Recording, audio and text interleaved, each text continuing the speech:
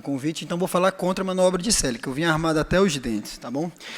Bom, tudo começou em 61, quando o Selig idealizou, de forma até brilhante, a compressão de cricoide comprimindo o esôfago contra a vértebra, né?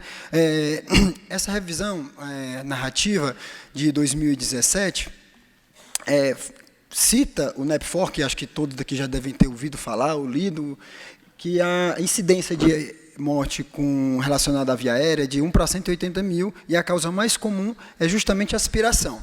E um detalhe, esse ano passado, saiu uma pesquisa na Europa, que fizeram com os anestesistas da Europa, em que, no Reino Unido, era o lugar onde mais se fazia compressão de cricoide. 83% dos anestesianos fazendo compressão. A gente vai ver que na Dinamarca é bem menos, 12%. Então, se essa frequência de compressão de cricoide é tão grande, como é que a aspiração ainda é uma causa tão importante de óbito relacionado à via aérea? É um questionamento. Bom, então vamos lá às evidências, né? Em 2002 e 2003, esse autor Smith, ele fez 2 trabalhos, desculpem pela voz, eu estou me recuperando de uma laringite, mas então ele fez trabalho com tomografia e mostrou que 50% dos pacientes apresentavam um esôfago lateralizado, geralmente para a esquerda. E no ano seguinte ele publicou outro, já avaliando com a compressão de cricoide, e viu que a compressão de cricoide fazia que passasse de 50% para 90% esse deslocamento lateral do esôfago. Bom, esse outro autor, Boé, ele fez um trabalho com 20 voluntários acordados, e desses 20 voluntários ele só conseguiu fazer uma pressão de cricoide satisfatória, e ele avaliava pela distância entre a cricoide e a vértebra, apenas 16 voluntários dos 20. Ou seja, já questiona aí a compressão de cricoide como uma manobra inadequada, já que 4 de 20 ele não conseguiu fazer a manobra eficaz. E dos 16 que ele conseguiu fazer a manobra eficaz, 10 ele não conseguiu o colabamento adequado do esôfago, falando então que não é uma manobra confiável. Esse trabalho mais recente, do ano passado, já avaliando com ultrassonografia, ele viu a mesma coisa, que o esôfago é lateralizado para a esquerda, ou com a compressão de cricoide, ele fica em 90% lateralizado para a esquerda, e que a compressão de cricoide não reduziu o diâmetro anteroposterior do esôfago avaliado por ultrassonografia. É assunto de uma outra discussão, mas ele sugere que, além da compressão de cricoide, seja realizado uma manobra de compressão paralaríngea.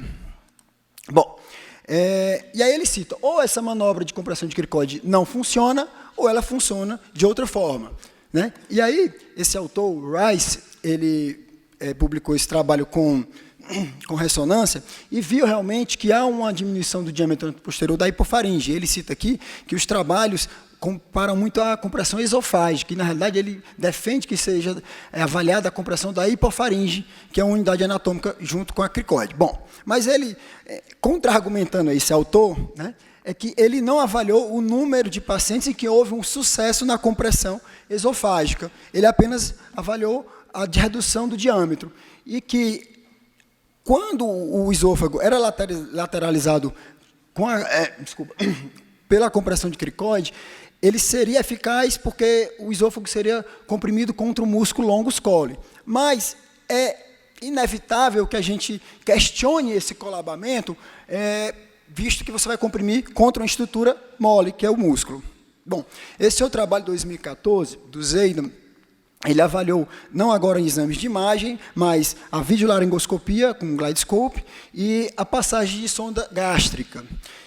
Realmente ele teve um sucesso, ele viu que tinha um colabamento visível e que a compressão de cricoide impedia a passagem da sonda gástrica, mas, particularmente, a passagem da sonda gástrica, em minha opinião, é que, muito frequentemente, a gente não consegue passar a sonda gástrica independente de compressão. Às vezes a gente tem dificuldade de passar no paciente, às vezes já está entubado sem compressão de cricoide nenhuma. Então, questionável.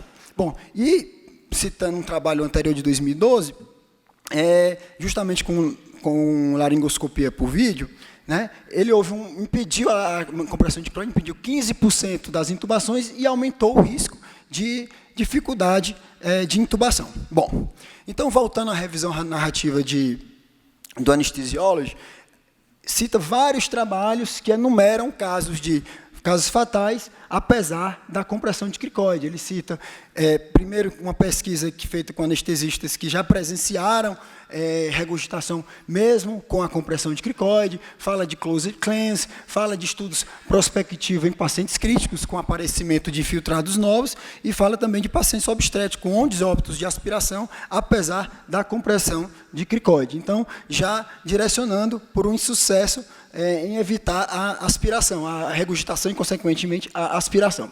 Esse é o trabalho que eu citei anteriormente, da grande variedade de hábito em fazer ou não a compressão de cricoide. Né? Você vê aqui que no Reino Unido, 83% dos respondedores falaram que faziam de rotina a compressão de cricoide.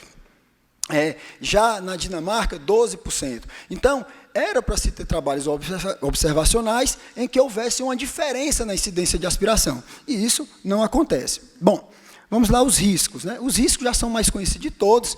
A compressão de cricoide pode dificultar a ventilação sob máscara, dificultar a inserção do tubo orotraqueal, dificultar o deslizamento do tubo orotraqueal através de um guia, pode ser um bujo ou um guia rígido, menos utilizado, alterar a visualização com o fibroscópio e dificultar a inserção da máscara laríngea por motivos que a gente vai discutir. Então, a ventilação sob máscara e a compressão de cricoide vai depender da força aplicada, da técnica e da deformabilidade, principalmente em crianças que têm uma deformabilidade maior. E já é também sabido na literatura que há uma redução do volume corrente, quando a gente ventila sob máscara, em pacientes submetidos à compressão de cricoide, um aumento da pressão de pico e aumento da impossibilidade de ventilação. E, às vezes, ao forçar mais a ventilação, você pode acabar insuflando ainda mais o estômago. Bom, em relação à laringoscopia, é controverso, às vezes o cirurgião vai querer ajudar, ele nunca oferece fazer um burp, ele sempre fala, deixa eu fazer um CERC para ajudar. A gente sabe que não é um CERC, o CERC mesmo pode comprimir a via aérea, pode alterar a visualização, mas isso é variável. Em relação à máscara laríngea, diminui de 94% a 67% a taxa de sucesso de primeira tentativa de passagem e a intubação via máscara laríngea fica bastante prejudicada. Em relação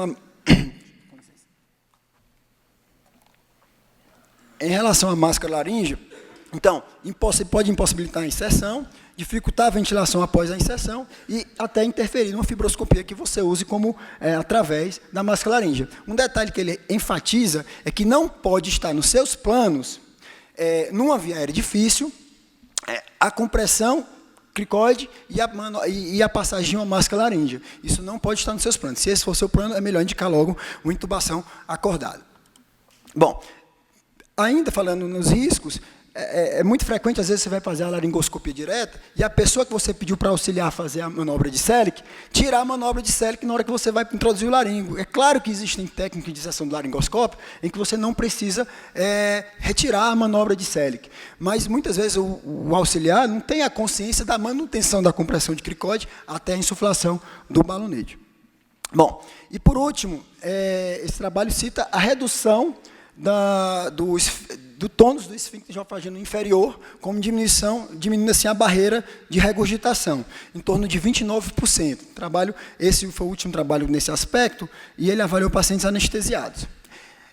Eu estou falando contra, mas eu vou falar, se a gente boa, vou falar das evidências a favor. Então, a gente tem os trabalhos de Sellick da década de 60, certo? Não controlados, com metodologia não adequada. Temos os trabalhos da década de 70 e 80 com cadáveres. Tem um estudo Wright que ele não avaliou a eficácia, mas avaliou a compressão de uma sonda esofágica e um relato de caso de Nella Kenta. Então, acho que essa aqui é uma evidência a favor. Então, o que é que a gente precisa? Reanalisar a compressão de cricoide de uma forma geral, com mais estudos, de maneira mais controlada. Os guidelines, o problema dos guidelines é que quando eles trazem a compressão de cricoide como uma manobra a se fazer de rotina, ele não, às vezes, evidencia que você, às vezes, tem que aliviar ou tirar, ou então ele não faz de uma forma ponderada. E a não realização da compressão de cricoide, se você relatar isso, pode incorrer em problemas legais, já que no guideline fala o que é para fazer.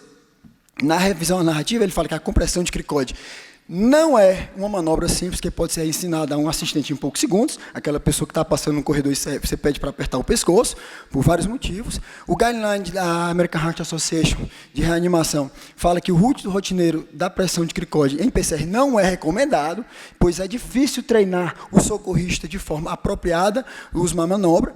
E a retenção de habilidade no trabalho do BJA mostra que não tem uma retenção. A partir de 3 meses após o treinamento, já não se tem uma retenção dessa habilidade de forma adequada. Você não consegue repetir a manobra de uma forma adequada. Então, as evidências não embasam a compressão de cricoide. A redução temporal da aspiração. O que é que esse autor cita? Mas houve redução da aspiração com o tempo. Antigamente tinha mais regurgitação. Bom, o que se fala é que são devido a fármacos, a manejo mais adequado de via aérea, a posicionamento do paciente e a não ventilação na indução ou novas estratégias se for necessária a ventilação, com baixas pressões. Esse autor fala que você deve avaliar caso a caso e, terminando, isso é um trabalho que está ocorrendo no Reino Unido, que ele vai controlar de uma forma mais adequada. Uma pessoa vai fazer a manobra de Selick com a pressão adequada, outras não, e vão avaliar esse resultado. Vamos ver o que é que sai daí. Então, há pouca evidência válida na crença ampla de que a compressão de cricoide reduz a incidência de aspiração durante a indução em sequência rápida. Então, não realizar compressão com força excessiva, se não tiver treinamento, quando dificultar a ventilação, quando dificultar a intubação, quando dificultar inserção de dispositivo extraglótico e quando existir contraindicações.